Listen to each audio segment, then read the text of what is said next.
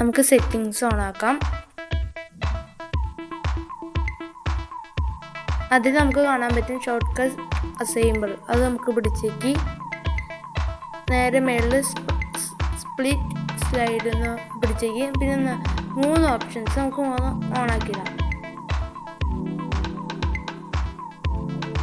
ഒരു ആപ്പ് എടുത്തിട്ട് ചെയ്യുകയാണെങ്കിൽ അത് പറ്റും. 3 പേരിലുണ്ട് മേലേക്ക് സ്ക്രോൾ ചെയ്യാം. പക്ഷെ നമ്മൾ ആപ്സ് ഒന്നും എടുത്തല്ല, അപ്പം നമുക്ക് സ്പ്ലിറ്റ് ചെയ്യാനും പറ്റില്ല. 3 ആപ്പ്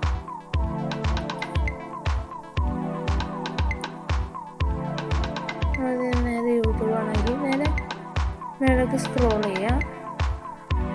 എഡിറ്റ് സ്പ്ലിറ്റ് സ്ക്രീൻ മേലെ ചെറുതുണ്ടാവും. അവൻ പിടിച്ചേക്ക് കഴിഞ്ഞാൽ ഈ സ്പ്ലിറ്റ് ചെയ്ത സ്ക്രീൻ ചെറുതായി പോവും. പിന്നെ അത് നമുക്ക് കാണാൻ പറ്റില്ല. അപ്പം ഞാൻ എടുത്തേണ്ടിരിക്കും. അപ്പം ഞാൻ ഇതിന് മുന്നത്തെ ഒരു വീഡിയോയിൽ ഇട്ടുണ്ടായി ഒരു സ്ലൈഡ് സ്പ്ലിറ്റ് എന്ന് പറയും.